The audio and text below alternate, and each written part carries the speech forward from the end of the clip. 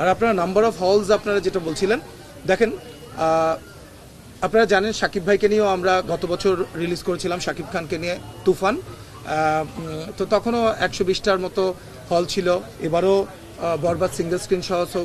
এবার শাকিব ভাইয়ের 2টা সিনেমা যেহেতু আছে, তো সিঙ্গেল স্ক্রিনের যে অপোজিশন হলগুলো আছে সেটাও অ্যান্টিসিপেটেড যে প্রথমে ওই হলগুলা ডেফিনেটলি তারাই পাবে, কারণ বাংলাদেশে আছেই 40-50টা হল, বড় হল, এবং মৌসুমি হল যেগুলোকে আমরা বলি যে 80-90টা হল, তারা ফিক্সডে সিনেমা নিয়ে জাস্ট ঈদের সময় চালিয়ে আবার হল বন্ধ করে দেয়।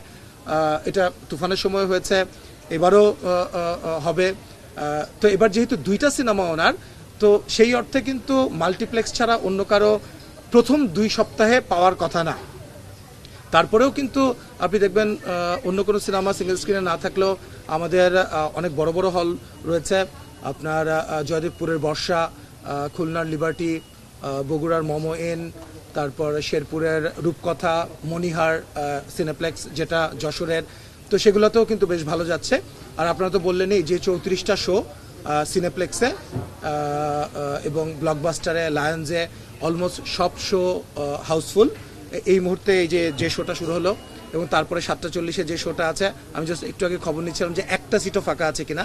একটা সিটও ফাঁকা নেই, মানে সামনের রো সহ সব সিট কিন্তু এবং আপনারাই ওই যে নিশো যেটা বললো, আপনারা আসলে দর্শকের কাছে জানতে চান সিনেমাটা কেমন লেগেছে। সো দর্শকের অনেস্ট রিভিউ নেন আপনারা। সো যেই ছবি ভালো সেই ছবি দর্শকরা গ্রহণ করবে, যেই ছবি দর্শকরা গ্রহণ করবে না সেই ছবি ঈদের দিন, ঈদের পর দিন, তারপর দিন আস্তে আস্তে গ্র্যাজুয়ালি কমতে থাকবে। আর যেটা ভালো সেটা শো সংখ্যা বাড়তে থাকবে।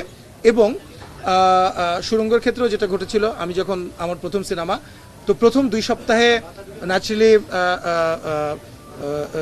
যে সিনেমা ছিল, তারপর কিন্তু 3য় সপ্তাহ আমরা ঢুকে গিয়েছিলাম এবং আমরা আশা করছি দর্শক যদি গ্রহণ করে, ভালো হয়, তাহলে it's just a matter of time যে ডে 1 থেকে না হয়ে 3rd উইক থেকে আমি আপনাদেরকে বলতে পারি সিনেমার যে ধরনের রিভিউ পাচ্ছি আমরা এবং দর্শকের যে উৎসাহ উদ্দীপনা পাচ্ছি আমরা, 3rd উইকে অ্যাটলিস্ট 50-60টা হল তো সিঙ্গেল স্ক্রিন যোগ হয়ে যাবে।